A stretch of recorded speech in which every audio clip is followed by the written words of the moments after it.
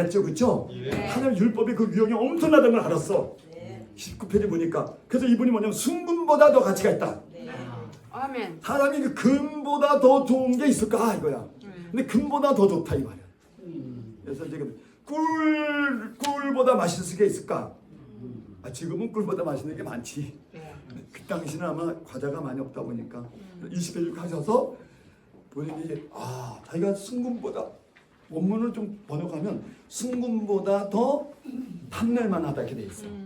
사모하다는 단어는 좀 고상한데 금보다 더 탐낼만하다. 아니 어쩌면 사람이 무엇을 기뻐하느냐를 보면 그 사람이 그 때문에 한다 그래요. 자, 지금까지 제가 1부에서 2부에서 잠깐 1부는 이제 자연 만물도 하나님을 드러낸다. 그래서 그런데 이제 2부에서 더 완전히 드러내는 건 하나님 말씀이다. 성경이 하나님 말씀을 성령에 의해서 정확하게 이 계시를 받다 보면 완전하게 드러난다. 그래서 이제 자연과 말씀을 통해서 어디서 하나님 어떤 말씀의 맛을 알았는지 말씀을 통해서 하나님을 완전히 알게 됐어요. 그러니까 이제 11절, 12절, 13절, 14절 다시 한번 반복해드리고 그러나서 이제 드디어 이제 마지막 이제 당신이 결론을 맺을 때 깜이라는 단어 써. 깜 뭐라고? 깜이라는 단어를 딱 쓰는데 깜. 이게 깜이라는 단어를 요즘 말로 말하면 그래서 지금 나는 요 단어예요. 깜이라는 게 하나의 시간을 나타내는 건데 그때 그 즉시 뭐 이런 거예요. 그때 부사예요, 부사. 근데 이 부사 두 개를 쓰면서 깜 그리고 동일하게 뭐냐면 종이란 말 써. 당신의 종이? 이게 히브리어를 익숙하지 않아서 이렇게 된 게 이제 유야요. 당신 카가. 근데 에벳 앞에 에베드가 나오지? 에베드 나오잖아. 에베드가 이제 노예 종이야. 그러니까 당신의 종이야. 당신의 종이. 히브리어는 이렇게 뒤에다가 이렇게 막 붙여서 쓰거든요. 뒤에다 나의, 너의, 그의 이렇게 붙였어 단어에다. 그러니까 당신의 종. 내가 누구야? 와, 이게 잡아요. 성경 그렇게 보면 안 돼요. 이거 봐요. 심정을 갖고 읽어야 돼요. 성경은 눈으로 읽으면 안 돼요. 여러분 다시 성경은 눈으로 읽으면 실패하는 겁니다. 뭘로 봐요? 심정. 여기 봐요. 심정이 뭐예요? 암만 당신하고 나하고 친하잖아. 그래도 나와 너의 관계가 안 돼요. 나한테 우리 신사모님하고 나와 너의 관계가 안 돼 있어요. 내가 그대예요, 당신한테? 내가 그대냐고. 안 되잖아, 봐. 말 못하잖아, 봐. 조효 목사님은 내가 당신의 그대야? 예, 저는 그대 앞에만 가면 차가 뛰는 거야. 이걸 가지고 깜이라는 거야. 그러니까 내가 이제 우리 청년들하고 지내도 지금 4개월째 지났는데 아직 나와 너의 관계가 안 돼 있어. 그래서 뭐라고 얘기하는데 내가 널 좀 더 알아봐야 돼. 나와 너의 관계가 돼야 되지. 나의 너의 관계가 안 되는데 내가 어떻게 뭘 지도할 수 있냐. 여기서 지도하는 게 다다. 나와 너의 관계가 돼야지. 나도 아니 사람이 목적 없는 봉사 못하는 거예요. 나 하다가 나만 손해되게? 사람은 누구든지 목적 없는 봉사는 못해. 내가 치예요, 치. 그러니까 그 하려면 뭔지 모르겠어요. 근데 하려면 나도 이익이 있어야 되는데 나도 당신한테 그대가 돼야 되지. 왜 나만 당신이 그대야? 그건 나 손해지. 난 그런 거 안 따져. 김포범 왕선이 지금 25년째 사귀어도 나와 그대와 나의 관계가 안 되잖아 지금. 근데 이분이 하나님 뭐야? 나눠 관계가 돼. 이게 너무 멋있어 나는. 하나님은 나의 뭐야? 나의 뭐? 당신은 나의 뭐야? 당신과 나. 내가 지금 신사한테 당신의 내가 뭐야? 아무것도 아니잖아. 한 관계도 없어 지금 보니까. 그러니까 이걸 심정으로 들어가셔. 성경은 변해버린 거야. 이 자연계시와 말씀계시를 보면서 하나님 누군지 아는 순간에 우와, 하나님 당신은 나의 뭐야? 나는 당신의 종이야. 당신은 나의 주인이야. 주인과 종의 사이로 그대로 주관적 관계로 불러. 다윗 아브라함이 하나님한테 주관적 관계로 만나요. 그래서 이 기독교 신앙은 하나님을 객관의 하나님, 그다음에 단체의 하나님, 그다음에 뭐가 집합 개념의 하나님. 내가 그러잖아. 단체 하나님, 집합 개념의 하나님, 그다음에 무슨 뭐 수학 공식 하나님, 철학 공식 하나님이 아니야. 나의 주관적인 분이 되는 거거든요. 이게 신앙이거든요. 이분은 나 없이는 못 살아 이렇게. 하나님은 하나님은 나 김원장, 나 김준기 없이는 못 살아. 얼마나 건방져. 내가 하나님 없이 못 살아 이래야 되는데 그럴게요. 더 강력해. 하나님은 나 없이는 절대 못 살아. 하나님과 나하고 그런 관계 알았지? 이게 뭐냐? 하나님은 절대 나 없이는 못 살아요. 그만큼 나를 주관적 관계예요. 이게 다윗이 글로 들어가 버려요. 이게 실존이라는 거예요. 실존. 그래서 이 말씀 앞에 서면 사람이 정확하게 서면 하나님이 갑자기 그대가 돼버려. 아버지가 되고 그대가 되고 뭔가 나의 주관적 관계가 되면서 교회를 30년을 다녀도 하나님이 아직 주관적 관계가 나와 너의 관계가 안 되는 사람 많아요. 이런 걸 찾아내셔야 돼. 이게 심정을 읽으셔야 되는 거예요. 이 깜을 딱 보고 깜짝 놀랐어요. 저는 아주 온몸이 소홀해졌어요. 야, 이거 대단한 분이다. 신을 갖다가 천지를 창조한 하나님을 자기의 뭐에 관계? 아니 어떻게 이게 가능한? 하나님을 개인적으로 소유한단 말이야? 나의 하나님 앞에 자기 실존을 착히 보게 된 거죠. 그렇죠? 네. 21페이지입니다. 11절에서 11절에서 13절에서 봐요. 이제 요 14절까지 다 끝난 건데, 자 11절 읽어봅시다. 저쪽 절부터 우리 이호선 사모님들부터 시작. 11절에서 자기 실존을 다 같이 시작. 자기 실존은 자기 영혼의 구원을 위해서 안에서 영의 비춤을 받아야 하는 존재다. 그 말씀을 마음에 둠으로 가로 빼고 후한상을 11절에 나는 어떤 관계해야 돼? 아니 여기서 읽었으니까 얘기해봐. 하나님과 나는 어떤 관계인가 알았어? 말씀. 뭐? 상. 하나님과 나는 어떤 관계해야 돼? 상을 주고 그렇게 고백하고 사세요. 하나님, 나는 당신의 내가 내 실존을 보니까 주관적 관계로 들어가면서 신이 갑자기 그 하나님이 갑자기 주관적으로 자기의 뭐야? 그래서 딱 얘기하는 게 나는 후한상을 받는 그런 사람으로 내가 살아야 돼. 하나님, 이 하나님을 알고 니까 후한상을 나는 받아야 되는 거야. 나는 후한상을 받고 살아야 되는 사람이야. 당연하지. 거꾸로 반대로 후한상을 받지 않고는 도저히 살 수 없는 사람입니다. 이 실존한 거야. 하나님께 후한상을 받지 않고는 난 도저히 살 수 없는 존재입니다. 그 다음에 12절에서 뭐래? 요 가운데 줄 시작. 인간은 누구나 허물이 있다는 거 모르는 죄까지도 하나님에 의해서 말끔히 미처 알지 못하는 짓는 죄조차도 하나님만 실수 수 있다는 거. 이거 뭐 읽기 전에도 뭐 먼저 막 감정이 먼저 나오네. 두 번째 한 게 뭐냐? 첫 번째 한 게 후한상을 받아야만 살 수 있는 존재라는 걸 알았고, 두 번째는 무조건 인간은 하나님께서 허물이 있다는 걸 아는 거예요. 인간은 허물 없는 인간이 누구 있냐? 시에서 자기가 말해. 허물 없는 인간이 누가 있을까요? 나도 있어요. 그런데 두 번째, 그 허물을 용서를 받아야만 살 수 있는 존재라는 걸 아는 거예요. 인간이라는 존재가 정말로 하나님께 이 어디까지 허물이 있는데 누구든지 허물이 없어. 없는 사람이 없어. 그게 말끔히 하나님께부터 씻어져야만 내가 살 수 있다.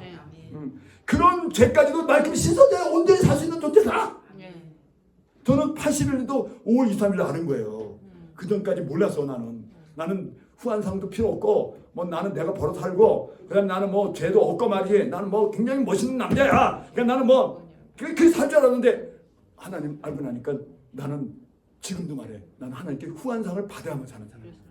난 하나님 후한상 안 주면 난 못 살아. 두 번째는 나는 항상 허물이 있는 사람이야. 늘 하나님이 말끔히 씻어줘야 돼. 세 번째 우리 은빈 씨라는데 은빈 씨 전부 다 같이 시작.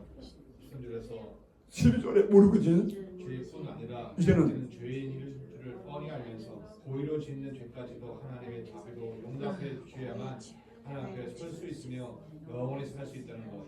심지어 하나님의 은혜를 저버린 배역죄까지도 처벌을 명쾌해 주셔야 비로소 나는 완전히 결백하게 된다는 것. 그러니까 나는 하나님에게 일체 용서받아야 하나님 앞에 설 수 있으며 영원하신 그 사람이 12절에서 작은 죄를 얘기해. 네. 근데 13절에 큰 죄가 있다는 거야. 네. 허물 정도가 아니라 엄청 어떤 날은 하나님께 배역도 했어야 돼. 네. 하나님 이렇게까지 나를 갖다가 못 살게 합니다. 하나님 안 믿을래요. 정말 나 그만둘래요. 신앙 그냥 안 나갈래요. 배역죄한 거야. 이런 것까지도 다 하나님이 용서해주지 않으면 안 된다. 이걸 아는 거지. 그래서 그 죄까지도 다 하나님이 받아주셔서 용서해 주시는 분이고 당연히 용서해 주시고 용서해 주셔서 그걸 내가 받아야만 사는 자냐. 이걸 이제 알고 너무 놀래요, 이 사람이. 14절 다 같이 하나님은 하나님만 나를 완전케 할 수 있으니 하나님을 의존하고 하나님을 바라며 고백하는 나의 입술과 내 마음의 묵상을 기쁘게 열려내시는 분이다. 인간 나는 진정으로 하나님을 의존하고 믿으며 온전히 바라며 기도로 살아가야만 생존이 가능한 건데, 그래서 이 사람이 내 입술의 말과 마음의 묵상을 얘기하면서 절대로 의존해서 난 살 거다. 그리고 이제 뭐 다시 설명한 거예요. 11절에 뭐 그래서 지금 깜이라고 하는 걸 발견하면서 나는 당신의 뭐다. 주관적 관계로 바로 들어가면서 그래서 하나님과 자기 실존의 문제를 들어가 버려요. 그래서 뭐 근데 뭐 빛의 자녀 이거 집에 가서 공부하고 뭐 시간상 뛰어넘겠습니다. 네. 기독교는 이제 빛의 자녀라고 그러죠, 우리 같아, 그렇죠? 23페이지로 갑니다. 그래서 뭐 좀 집에 가서 읽어주시고 23페이지 인간은 하나님 말씀에 의해서 그 말씀에서 누구든지 온전히 한다. 그래서 하나님 말씀이 없이는 자기 실존을 완전히 보지 못한다는 걸 저는 알게 됐어요. 그래서 이 말씀을 읽으면서 야, 사람은 피아노를 쳐가지고 내 실존 아니야 몰라요. 우리 조집사님 놓고 얘기하는 거예요. 피아노 열심히 쳐요. 실존이 안 보여. 그 다음에 문학서적 많이 읽는다고 실존이 안 보여. 경제활동에서 돈을 많이 벌었다고 내 실존이 안 보여. 내 실존이 하나님 말씀 앞에서만 보여요. 철학을 해도 안 보여요. 저도 철학을 좀 공부를 해봤어요. 안 보여요. 자꾸 이성만 발달하고 뭐 우리 기독교는 신학이야. 신학을 많이 해도 내 실존이 안 보여. 그래서 신대원에 가서 우리 목사님들 신학 공부를 많이 해. 다 신학 공부하고 오신. 그때 신학 공부하는데 막 목사님 막 실존이 막 보여갖고 막 회개하고 신학 공부했지. 아니야.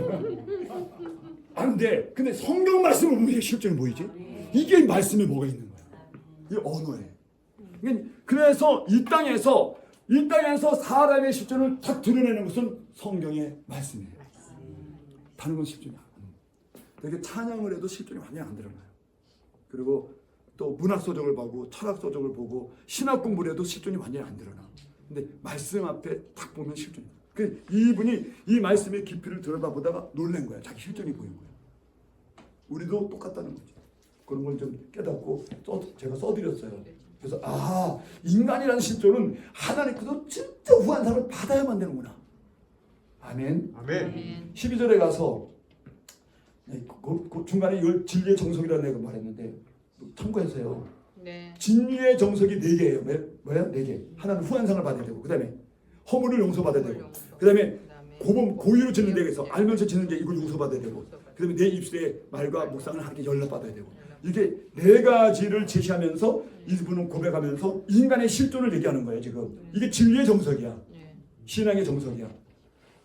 내가 이런 걸 말해주는 게 이거 설교하시니까 우리 목사님도 설교를 하셔야 되니까 어느 때 이거 사용할 때 진리의 정석, 신앙의 정석을 얘기해서 좀 알려달라. 12절에 부주 중에 짓는 죄를 말하잖아요. 그렇죠? 알면서 짓는 부주 중에 짓는 죄. 모르고 짓는 죄야. 그래서 13절에는 무슨 죄야? 고의죄. 읽어봅시다. 13절에는 작은 어물 큰 죄와 13절에서 이제 13절에는 작은 어물 죄와 큰 죄, 고의죄를 말하는데 이 시인은 이 고범죄, 고의죄를 하나님께 거역해서 죄를 짓는 은혜를 저버린 배역죄라고 동일하게 이해하면서 시인은 인간의 작은 죄부터 큰 죄까지를 전부 다 하나님 앞에 거론을 해. 내 실존을 성경 말씀을 듣니까 내 실존이 죄로만 보이는 거야. 저도 그랬어요. 이걸 보면서 이분이 어떻게 80년대 50살을 동물에서 건넌 이 비밀을 알았지? 제가 하나님 딱 만난 순간에 성경 일주일 동안 다 읽고 나서 딱 보인 게 내 실존이 보인 거야. 뭐야? 죄야. 죄 그 자체더라고.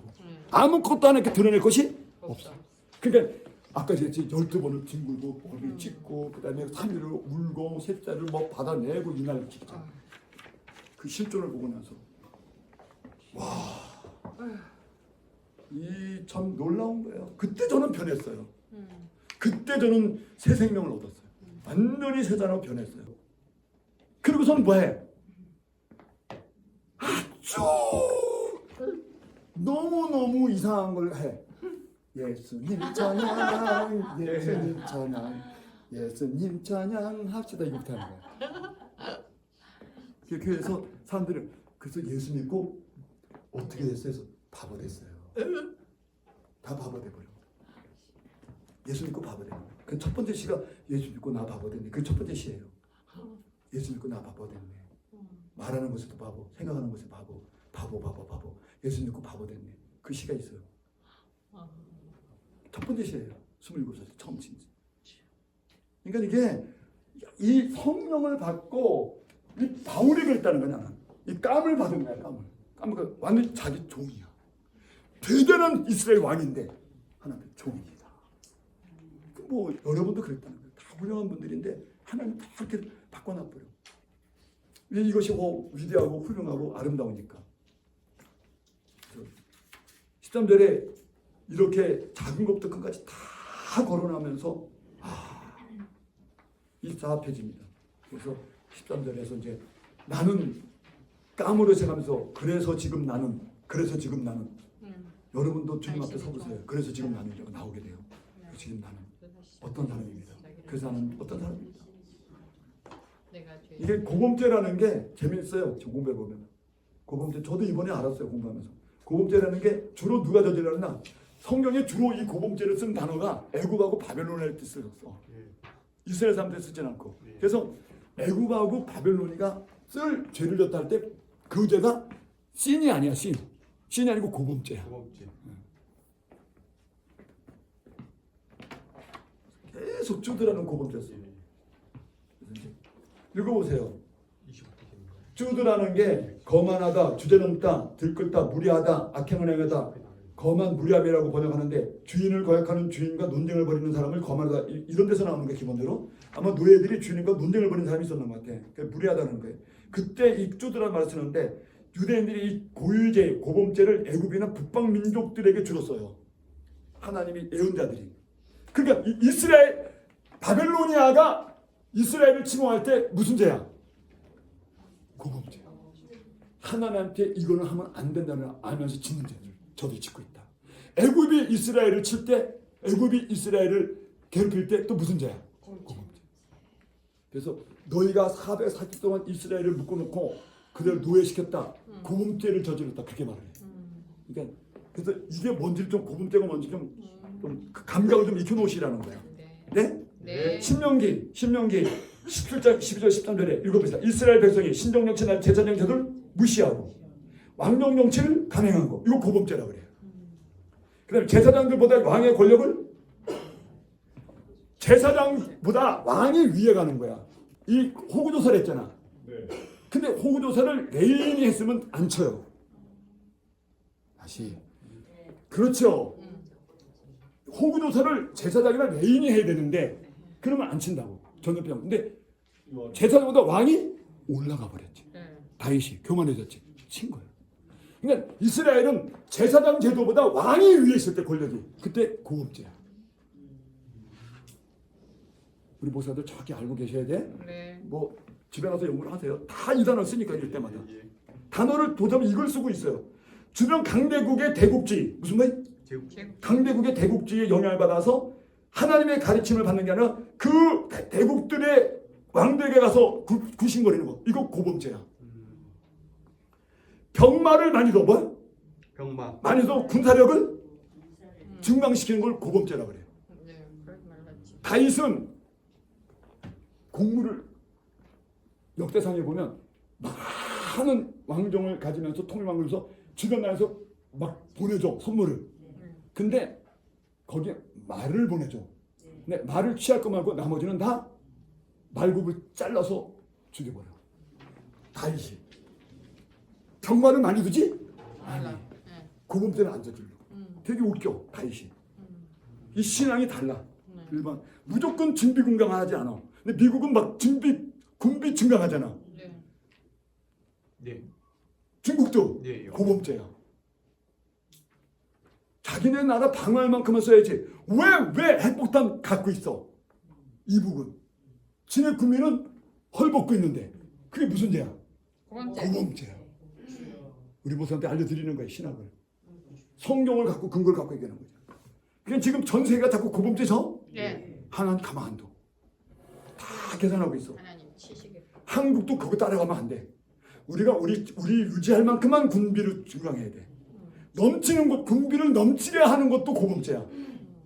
그러면 가정에 누구 말하면 먹고 살 만큼 더 많이 버는 것도 뭐야? 고범죄죠. 재물이나 아내를 많이 소유하는 거. 가나안 땅의 민속 신앙과 우상 섬기는 거. 기름이나 점치는 거. 이런 걸 전부 다 고범죄라 그래.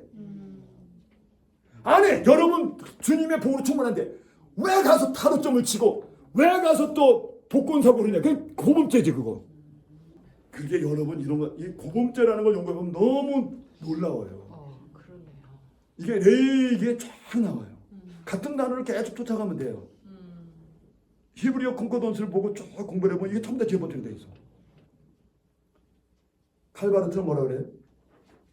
종말 때 모든 숨어있는 죄, 허물의 죄나 고의를 짓는 죄가 다 드러난다. 하나님이 자기가 사랑하는 자에게 지금 여기서 회개를 다 드러나니까 어차피 지금 회개하라는 거야. 칼바르트도 그렇게 말했대. 어느 주석에서 옮겨 썼어요. 맨 마지막에 동일한 표시입니다. 하나님의 말씀이 깊이에 따라 자기 실존을 들어보는 서로 달라진다. 사람들이 이제 말씀의 깊이를 보는 게 사람이 다르죠. 그러면 자기 실존을 보는 것도 다르죠. 어떤 분은 말씀을 깊이 보면 자기 실존 깊이 보게 되는 거예요. 그래서 요즘에 이제 우리 청년들하고 교제다 보니까 우리 청년들도 원장님의 언어를 통해서 말씀을 보니까 말씀의 깊이가 깊어질수록 내 실존도 깊어지고 다른 모습을 보는 거야. 일반 청년들보다 훨씬 깊이 보는 거야, 나를. 그러니까 어떤 행동도 달라지고 신중해지면서 하나님께 기도도 달라지고 복을 받을 게 다른 거죠. 다른 복이 지금 준비되어 있는 거야.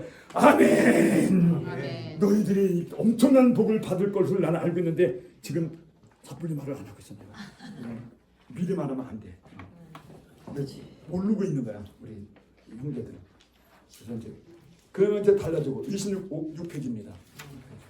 그래서 이제 이 동네에서 거의 끝나가고 그래서 마지막에 이제 뭐 그 정도 하고 이제 그래서 결국은 이분이 말씀 앞에서 인간의 실존을 정확히 이제 알게 되면서 시편 19편이 그래서 유명한 거예요. 인간 실존을 정확히 말해주는 거예요. 이게 말씀을 묵상하다가 놀라있던 거예요, 사람이. 그래서 이런 걸 우리한테 알려주니까 참 다윗이 좀 한 번 더 칭송하게 되는데 뭐 예수님의 모델이라고 할 수, 그림자라고 할 수도 있어요. 입술의 모든 말입니다. 묵상이라는 게 힛가운이라는 단어인데 힛가운이라는 게 이제 그 히브리 시 보면요 힛가운에 맞춰 가지고 노래를 부른다. 그다음에 뭐 엘렘모트에 맞춰서 노래 이런 게 있어요. 이 힛가운이 하나의 장단이야. 묵상 장단. 그래서 힛가운이 묵상할 때 이게 노래를 그렇게 부르라는 거야. 하나님 아버지 우리에게 너무나 찬양이 되시옵시고 엘렘못은 사슴이 윙 하듯이 하라는 거야. 이게 걔네들이 악보가 그래. 사슴이 울부짖듯이 그렇게 노래를 불러라. 또 누구는 비둘기 구구대는 소리로 불러라 이렇게. 그러니까 지금은 이제 뽀르떼 그다음에 뽀르떼 그다음에 세게. 안단테 느리게 그다음에 또 점점 여리게 안단티노 이런 거잖아. 근데 얘네들 힛가운 피아노 히모 근데 얘네들은 힛가운이에요. 힛가운 엘렘못 그다음에 뭐 이런 것들이에요. 그래서 힛가운에 맞춰서 학가 동사도 하는 거예요. 자고들의 읍조리다 명상하다는 단어야. 내 마음의 명상을 그때 힛가운이에요. 연락되다 리존이고요. 뭐 특별한 의미는 없어요. 연락되다 예제사다. 연락되다는 단어는 제사 용어예요. 그래서 우리가 뭐 받아들여 이런 게 아니고 예수님의 제단에 드려지기를 반드시 하나님이 여러분의 기도를 직접 안 받아요. 여러분이 기도할 때 누구의 이름으로 해? 예수. 그게 바로 이 랍존이에요. 맞죠. 예수의 제단에다 드려야 돼요. 예. 이름으로. 그래서 그렇지. 그래서 기독교는 예수님이 너희가 하나님의 제단에 올려서 드려야 된다 기도를 묵상을. 그래서 그게 연락이란 단어예요.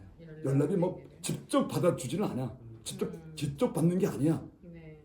여기 김포 박목사님 직접 받는 게 아니야. 성도들한테 알려줘. 반드시 예수의 제단에 올려서 드려야 된다. 믿음을 가지고 예수의 제단에 올려서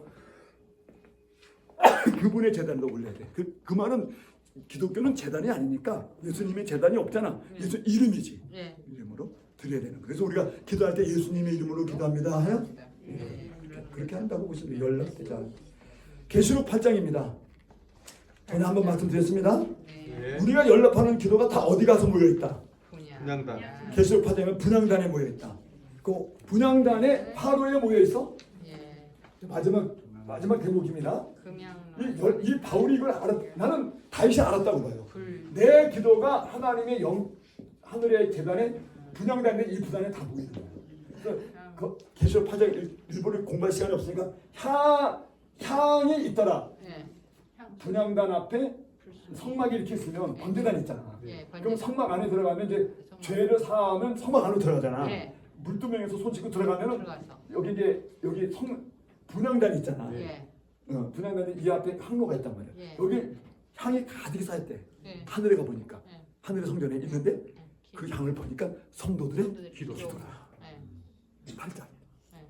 그러니까 자네가 기도한 게 그냥 잠자다가 한 거, 그냥 하기 싫은 기도 억지로 한 거, 다 거기 가서 모여 있어. 우리는 매번 밥 먹을 때마다 기도하잖아. 그 엄마 밥 먹을 때마다 맨날 기도해야 돼. 똑같은 기도 계속 하는 게 너무 힘들고 지겨워 그래. 하나님은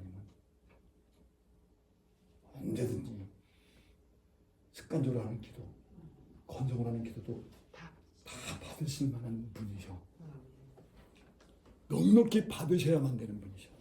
꼭 정신 차리고 정식으로 하는 기도만 받으시는 게 아니라 막 엉터리 방퉁이 하는 기도, 습관적으로 하는 기도, 그냥 습관적으로 아버지 하나님 밥 주셔서 감사합니다. 이게 입에 쳐발린 기도도 다 받으실 만큼 영광스러운 분이셔요. 그냥 드리세요. 아무 소리 말고 그냥 드리세요. 그냥 자녀들 낳거든 꼭 가르쳐줘. 애들 물었고 아니 뭐 은빈 엄마 그럼 뭐 또 기도해야 돼? 하나님은 이런 기도도 충분히 받으셔야 될 그런 명예로운 분이셔. 그런 기도도 다 모여 있어. 모여서 뭐라는 거야? 전에 얘기했잖아. 집에 가서 연구를 해보세요. 모여가지고 뭐해? 모여가지고 이걸 갖다가 마지막 7번째 나팔을 일곱 번째 일을 최후의 심판이야. 가장 강력한 최후 심판을 세상에다 할 때 성도들의 기도를 들어. 향을 가서 부어. 근데 여기 예수님의 기도와 성도들의 향 기도와 그 다음에 제단에 성령불을 갖다가 넣어. 그러니까 예수님의 기도, 그 다음에 성도의 기도. 예수님은 그때부터 지금까지 우리들의 구원을 위해서 계속 2000년 동안 기도하잖아. 그 2000년 동안 기도가 다 모여 있어. 그리고 성도들이 기도한 게 다 모여 있어. 밥 먹으면서 습관적으로 한 기도도. 그래가지고 제단에 가서 불을 갖고 와서 질러버려. 그럼 이게 타잖아.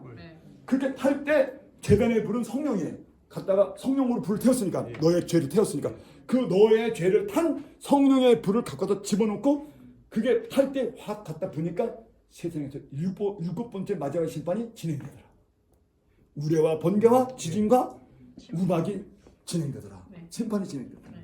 그러니까 상징적인 거고 대심판이 일어났다는 거예요. 그러면 저에게는 내 기도를 연락해 주세요라는 그 기도에는 근국 종말에 가니까 다윗의 기도도 연락된 기도가 그대의 기도는 그대의 기도 전부 다 세상을 심판하는 데 쏜다. 여러분의 기도가 세상을 심판하는 데 쓰는 거예요. 말씀이 있어요. 그래서 세상 사람들 불쌍해서 기도하면 안 되겠다 그러지 마세요. 그냥 여러분이 모르고 기도하는데 그 기도가 하나님이 그렇게 쓰는 거예요. 왜냐하면 성도들의 기도와 애통과 아픔을 전부 다 모아갖고 다 갖다 붓는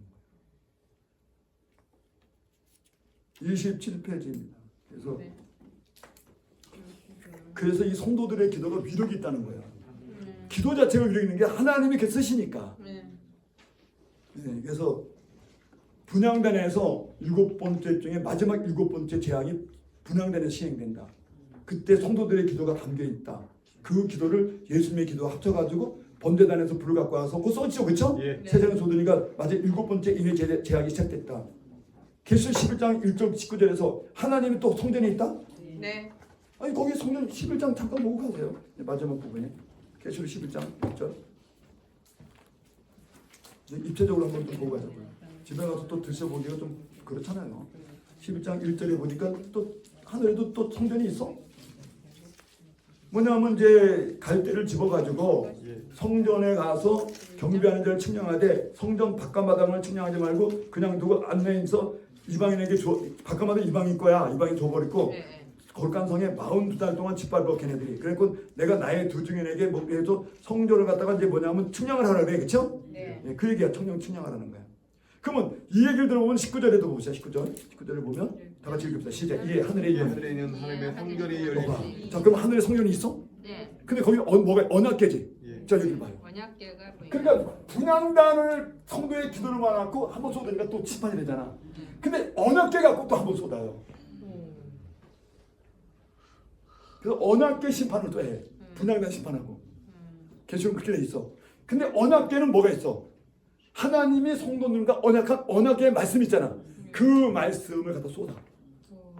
예수님의 복음을 쏟는다고. 쏟으니까 구원의 시대 때는 구원하는 데 쓰는데 종말의 때는 심판에 쓰는 거야. 하늘의 성전에는 또 성전이 있어? 네. 그래서 이 증거의 장막이 있는데 여기서는 지성소를 말하는 건데 그래서 이제 15장 5절에 또 있다는 거예요. 19절 이제 넘어갔고요. 15장 5절에 또 있어 증거의 장막이라고. 네. 5절 같이 읽어봅시다. 네.